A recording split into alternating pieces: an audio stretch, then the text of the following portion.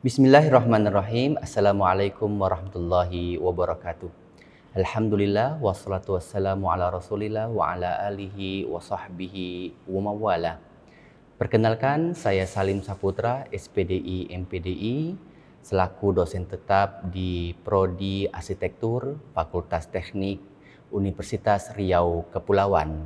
Saya sebagai dosen pengampu mata kuliah Pendidikan Agama Islam.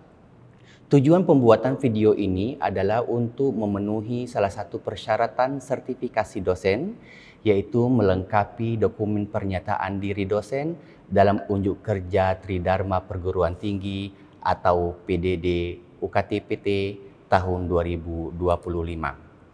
Kali ini saya ingin menyampaikan ataupun memaparkan tentang mata kuliah yang saya ampu, yaitu Pendidikan Agama Islam. Pelaksanaan perkuliahan Pendidikan Agama Islam di Universitas Riau Kepulauan dengan sistem MBKM internal antar ataupun lintas prodi. Artinya ketika dalam pembelajaran beberapa dari prodi disatukan menjadi satu kelas untuk mengikuti pembelajaran Pendidikan Agama Islam. Perkuliahan Pendidikan Agama Islam di Universitas Riau Kepulauan ini dilaksanakan secara bergilir dari 5 fakultas yang ada. Artinya, di semester pertama, perkuliahan dilaksanakan bagi mahasiswa Fakultas Ilmu Keguruan dan Pendidikan, serta mahasiswa Fakultas Ekonomi dan Bisnis. Adapun di semester kedua ataupun semester genap, perkuliahan dilaksanakan bagi mahasiswa Fakultas Teknik, Fakultas Hukum, serta Fakultas Ilmu Sosial dan Pemerintahan. Dalam satu semester ada 16 kali pertemuan yang dibagi menjadi 14 kali pertemuan untuk penyampaian materi, kemudian 2 kali pertemuan lagi untuk pelaksanaan ujian tengah semester ataupun ujian akhir semester. Total ada 16 kali pertemuan selama satu semester ini dengan bobot 2 SKS.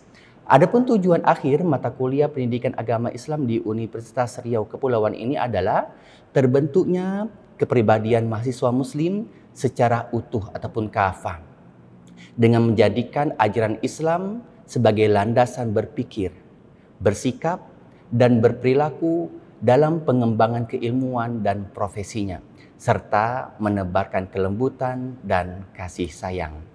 Selama proses perkuliahan, mata kuliah ini memenuhi komponen DIA, yaitu terdapat proses delivery, yaitu penyampaian materi perkuliahan, kemudian interaction, yaitu forum diskusi antara dosen dengan mahasiswa maupun antar mahasiswa, serta adanya asesmen, yaitu penilaian dalam bentuk tugas dan sejenisnya. Adapun di perkuliahan agama Islam ini, penulisan artikel itu sebagai outcome based education sebagai luaran perkuliahan di mata kuliah agama Islam. Pada proses delivery atau penyampaian materi perkuliahan dilaksanakan secara luring ataupun tatap muka. Adapun jika ada kendala dalam pertemuan tatap muka secara langsung, perkuliahan dapat dilakukan secara daring melalui tautan Google Meet. Dalam proses pembelajaran, saya melakukan pendekatan integrasi interkoneksi, yaitu menghubungkan dan mengaitkan materi pembelajaran agama yang bersumber dari agama Islam, bersumber dari Al-Quran dan Al-Hadis dengan program studi yang ada dan mengaitkan keilmuan antar prodi. Dengan demikian, capaian pembelajaran mata kuliah atau CPMK pada mata kuliah Pendidikan Agama Islam dapat terwujud dengan wujud mahasiswa yang terampil bersikap secara konsisten terhadap koherensi pokok-pokok ajaran Islam sebagai implementasi iman, Islam, dan ihsan, serta menghadirkan Islam yang rahmatan lil alamin.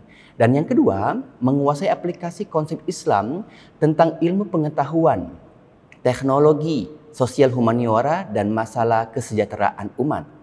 Kemudian yang ketiga, mampu menunjukkan kinerja mandiri, bermutu, dan terukur, serta mahasiswa mampu merancang dan menjalankan kegiatan filantropi secara mandiri dan kelompok sebagai implementasi iman, Islam, dan ihsan, serta menghadirkan wajah Islam yang rahmatan lil alamin.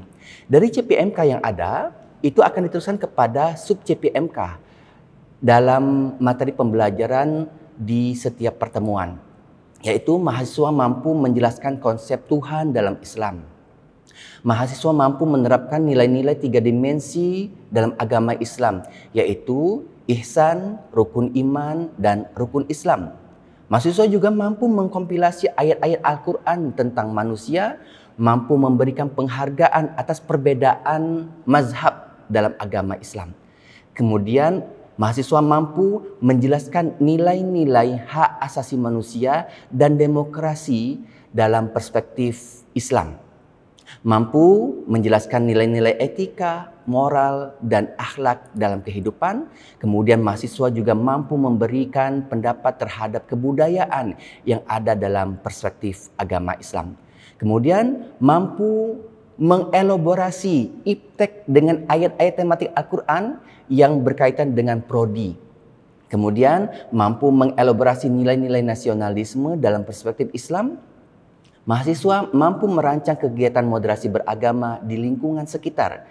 Kemudian mahasiswa mampu menyurvei lingkungan sekitar dalam konsep masyarakat madani. Dan terakhir, mahasiswa mampu merancang kegiatan filantropi Islam secara mandiri maupun berkelompok sebagai implementasi iman, Islam, dan ihsan, serta menghadirkan wajah Islam yang rahmatan lil alamin. Sebagai bentuk interaksi selama proses perkuliahan, baik itu antara mahasiswa dan dosen ataupun antar mahasiswa, metode pembelajaran yang digunakan selama pembelajaran PAI ataupun pendidikan agama Islam ini, kita menggunakan metode pembelajaran kooperatif, yaitu mahasiswa bekerja sama dalam kelompok kecil untuk mencapai tujuan pembelajaran bersama, saling berbagi pengetahuan dan mendukung satu sama lain. Kemudian juga menggunakan metode pembelajaran berbasis masalah atau problem based learning. Mahasiswa belajar dengan memecahkan masalah nyata yang relevan dengan kehidupan mereka. Begitu juga dengan pembelajaran berbasis proyek atau project based learning. Mahasiswa belajar melalui pengalaman langsung dengan mengerjakan proyek nyata yang menantang. Bentuk OB dari luaran perkuliahan ini adalah mahasiswa diajak untuk menulis makalah sebagai luaran perkuliahan. Dan terakhir asesmen itu penilaiannya dalam kehadiran 10%, presentasi itu 5%, tugas terstruktur yaitu outcome based education itu 40%, kemudian UTS 20% dan UAS 25%. Selanjutnya saya akan mempraktikkan bagaimana cara pembelajaran di kelas pada mata kuliah pendidikan agama Islam ini. Terima kasih. Assalamualaikum warahmatullahi wabarakatuh. Baik, bismillahirrahmanirrahim. Assalamualaikum warahmatullahi wabarakatuh. Apa kabar semuanya? Alhamdulillah. Ya, baik kawan-kawan sekalian, kita mulakan dengan bacaan basmalah. Bismillahirrahmanirrahim. Nah, kita sebelum memasuki materi kita yang terakhir, yaitu filantropi Islam ataupun ekonomi dan filantropi Islam, kita ingin mengulas materi kita yang kemarin, ya, tentang masyarakat madani. Kira-kira silakan kalau misalnya masih ada yang ingat tentang materi kita yang lalu, tentang apa sih sebenarnya ciri-ciri masyarakat madani. Saya minta ke Kak Yunus untuk memberikan tanggapan. Masyarakat madani itu apa sih sebenarnya? Izin menjawab Pak Salim. Untuk masyarakat madani yaitu menurut Nurul Kholis M, yaitu tokoh agama yang atau pemikir Islam yang pernah menjabat sebagai ketua HMI. Ada 4 yang pertama egalitarisme, itu dalam surat An-Nisa Yang saya ciri-ciri saja. Yang pertama egaliter. Egaliter. Yang kedua yang itu kedua, penghargaan kepada orang yang berdasarkan prestasi, seperti keturunan, kesukuan, ras dan lain-lain. Berarti itu tidak bisa ya. Ya. Oke. Yang ketiga adalah keterbukaan partisipasi seluruh anggota masyarakat. Yang keempat yaitu penentuan kepemimpinan melalui pemilihan. Oke. Berdasarkan keturunan. Ya. Baik, terima kasih. Nah, itu ya kawan-kawan sekalian tentang masyarakat madani. Jadi masyarakat madani itu adalah masyarakat yang penuh peradaban, ya. Jadi dia keterbukaan, kemudian dia ini toleran, dia itu punya tenggang rasa dan lain-lain. Baik, sebelum kita masuki, silakan nanti kawan untuk absen pribadi disiakat ya untuk menandakan kehadiran masing-masing pada malam hari ini. Baik. Nah, sekarang kita fokus kepada materi kita hari ini tentang ekonomi dan filantropi Islam. Saya ingin memutarkan kepada kawan-kawan sejenak tentang video ya, mungkin menjadi pembelajaran bagi kita bagaimana sih sebenarnya kesenjangan ekonomi dalam masyarakat kita. Nah, ini ada sebuah keluarga yang kita bisa bandingkan ya, ada yang prasejahtera, ada yang sejahtera. Dari segi kehidupannya pun sangat berbeda, gitu kan? Jadi pola asuhnya, dari segi pendidikannya, sampai dengan kehidupan kesehari-hariannya itu. Jadi sangat berbeda sekali bagaimana ketimpangan sosial yang ada di sekitar kita.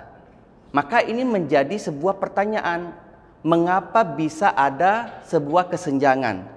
Bagaimana dengan orang-orang yang ada di sekitarnya? Apakah ada perhatian? Apakah ada uluran tangan? Apakah ada sebuah pembiaran? Ya, ada sebuah misalkan yang memang ada jarak.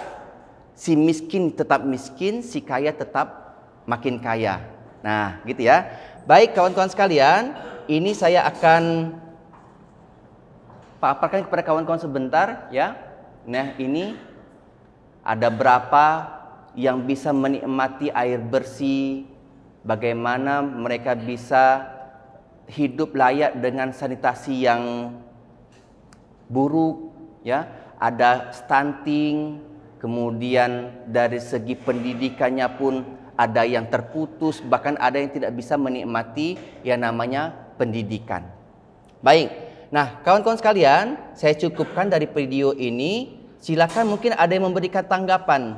Kira-kira apa yang harus kita perbuat dari perjalanan dua contoh tadi itu? Itu. Apa sih sebenarnya yang harus kita perbuat? Nah, ini silakan kawan-kawan sekalian, saya minta untuk memberikan pandangannya masing-masing yang untuk menganalisis, memberikan rancangan solusi apa sih yang harus kita lakukan ketika kita melihat ada sebuah kesenjangan ekonomi di sekitar kita. Baik, silakan. Ada yang mau? Oke. Baik, silakan. Ya, boleh berdiri. Assalamualaikum warahmatullahi wabarakatuh. Waalaikumsalam.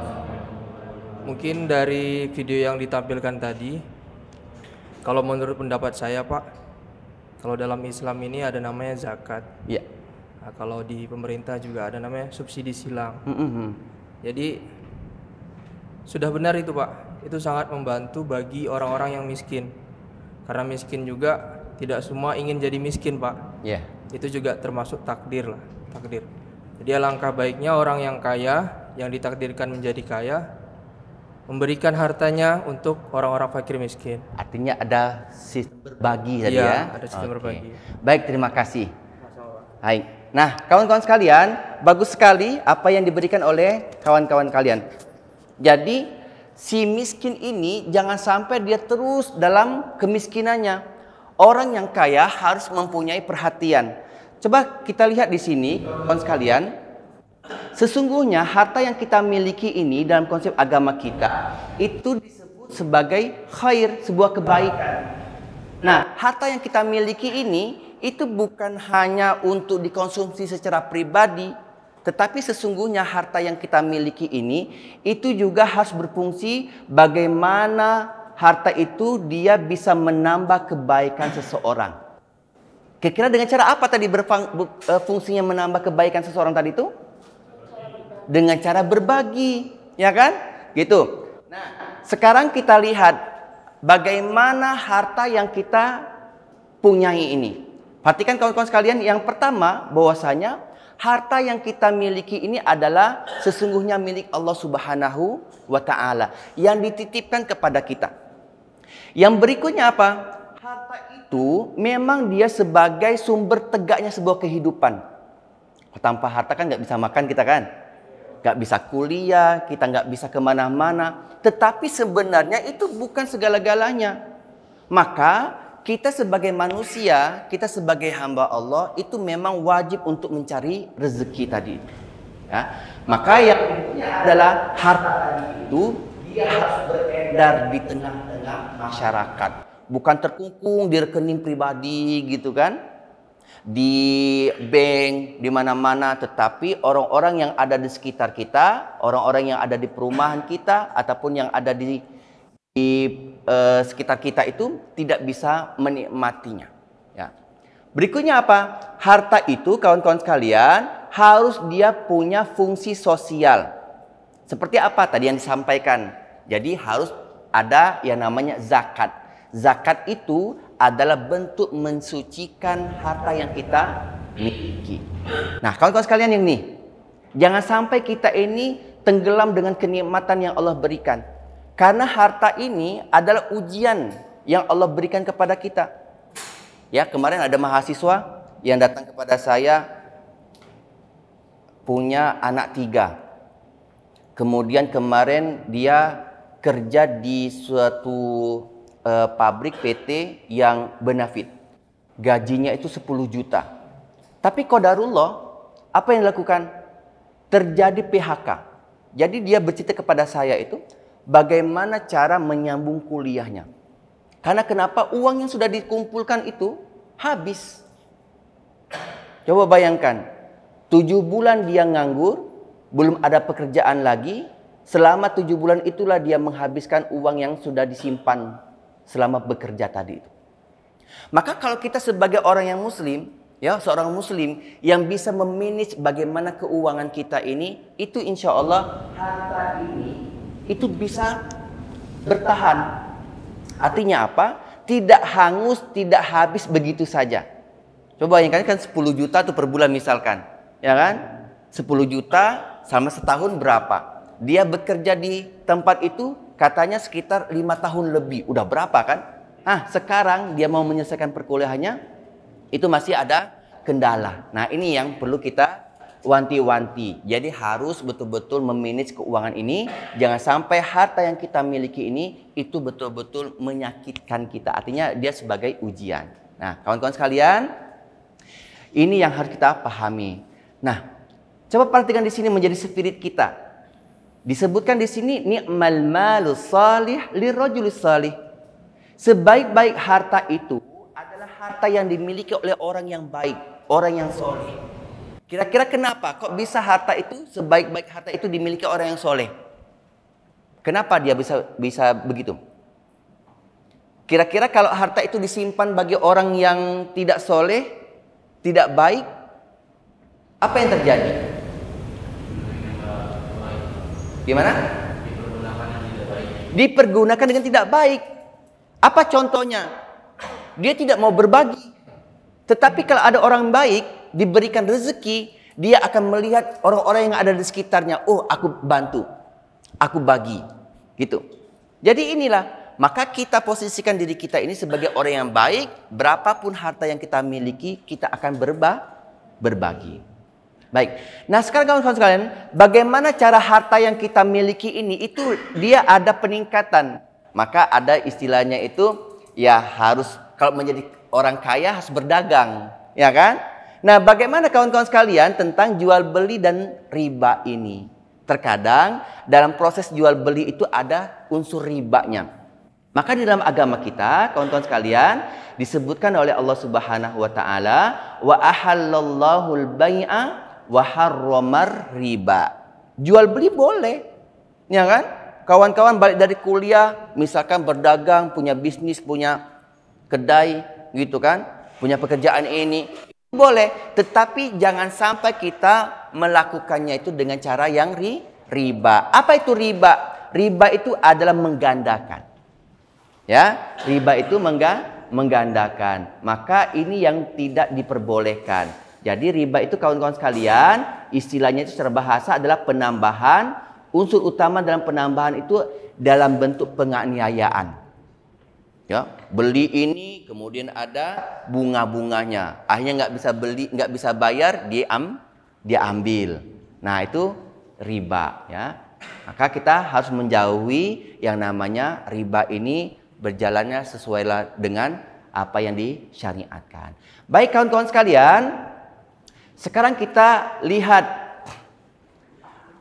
tentang filantropi. Apa itu filantropi? Nah, itu ada di sini kan? Mengasihi sesama dengan cara apa? Berbagi, ya, mengasihi, ada perhatian dan lain-lain. Nah, yang kita kasih itu siapa? Sesama manusia. Nah, ini kawan-kawan sekalian, kalau dari kamus Merriam-Webster ini, filantropi itu definisikan sebagai kepedulian kita kepada sesama melalui upaya untuk mewujudkan kesejahteraan. Jadi kita berbagi tadi itu, orang yang belum sejahtera itu bisa merasakan yang namanya sejahtera. Ya, tadinya belum bisa makan enak, kita berbagi dia bisa makan enak. Bisa juga kita terjemahkan tindakan atau pemberian tujuan kemanusiaan dan atau organisasi yang menyediakan bantuan kemanusiaan. Itu. Nah, kawan-kawan sekalian, perbuatan ini, filantropi ini, titik tekannya adalah harus ikhlas, harus suka rela, tidak ada paksaan. Makanya dalam bentuk apa kita bisa berbagi tadi itu? Ini ketika kita melihat ada orang yang meminta sumbangan, tergerak hati kita kan? Oh, ada yang kemalangan misalkan, kita bantu. Kemudian pengalaman mungkin gitu kan? Kalau kita bisa ada pengalaman, harus bergerak untuk mengadakan penggalangan dana di suatu tempat itu, ya. Atau dengan tindakan, ya, secara kita yang sudah punya ini, kita punya pengalaman, kita sudah punya keterbukaan hati ini, kita bisa langsung menjadi misalkan relawan, ya, atau menjadi inisiator perbuatan baik ini. Baik kawan-kawan sekalian, nah sekarang ingin saya ajak kawan-kawan sekalian, caranya bentuknya seperti apa sih dalam berbuat baik tadi itu, ya? Yang pertama adalah kita bisa berzakat. Kira-kira sekarang yang bisa kita lakukan zakat apa sekarang? Zakat fitrah. Zakat fitrah bisa nggak sekarang kita lakukan? Tak bisa. Kenapa? Karena di luar Ramadan. Karena zakat fitrah itu harus di dalam Ramadan sampai awal Idul Fitri sebelum khotib naik atas mimbar, ya. Tapi ada zakat yang bisa kita lakukan. Apa itu? Zakat mal atau zakat profesi, ya kan? Tapi dia punya syarat dan ketentuan, ya kan? Berapa banyak zakat harta itu yang boleh dizakati? Oke. Jadi harta itu kawan-kawan sekalian, kepemilikannya, ya, kita memiliki harta itu harus selama setahun penuh. Itu. Berapa besarannya? Senilai itu diambil 2,5% itu. Sebanyak berapa? Kalau numpuk ada berapa? Dia senilai 85 gram emas. Nah, kali kan 1 gram emas berapa sekarang? 1.900.000, taruhlah 2 juta. Dikalikan 85. Berapa? 170 ya? 180. Gitu kan? Kalau kita punya uang 180 jutaan, selama setahun penuh, maka baru dikenakan ataupun kewajiban untuk berzakat. Berapa persen? 2,5%-nya. Gitu ya. Nah, itu. Tapi kita juga bisa bersedekah ya kawan-kawan sekalian. Dengan apa saja, dengan makanan boleh, dengan berinfak sekedarnya juga boleh. Atau kawan-kawan bisa mau berkurban. Nah ini ya. Kita insya Allah di kampus, di Unrika, di Universitas Riau Kepulauan, tahun depan insya Allah setidaknya ada 8 sapi yang akan kita kurbankan. Nah itu dosen-dosen kita ajak. Nah mungkin dari kawan-kawan bisa ikut serta nanti ya. Kalau misal mau menabung per bulannya itu 350 selama kali 10 kali. Dan insya Allah kita bisa berkurban di Unrika ini. Tapi kalau nggak bisa juga, nah boleh juga dengan cara berwakaf. Jadi ini ya kawan-kawan sekalian, zakat, sedekah, kurban, wakaf ini bisa kita lakukan untuk kebaikan dalam wujud filantropi ini. Nah terakhir kawan-kawan sekalian, ya ini saya ajak kawan-kawan untuk melakukan ini baik secara mandiri, mau berkelompok juga boleh ya gitu. Kemudian nanti saya akan sampaikan di classroom ada rubrik penilaiannya itu apa saja ya gitu. Baik, mungkin ada yang memberikan closing, silakan kawan-kawan sekalian, apa yang bisa diambil dari kesimpulan dari perkuliahan kita malam ini? Terlalu cepat mungkin. Yuk, apa itu filantropi? Mengasihi sesama. Dengan cara apa saja yang bisa kita lakukan? Dengan zakat, ya sedekah, berkurban, ataupun wakaf. Gitu ya kawan-kawan sekalian. Insya Allah kita ketemu lagi minggu depan. Insya Allah minggu depan kita ujian ya. Nah sekali lagi silakan dicermati apa yang sudah saya sampaikan di kelas. Kita alhamdulillah. Alhamdulillahirabbil alamin. Assalamualaikum warahmatullahi wabarakatuh.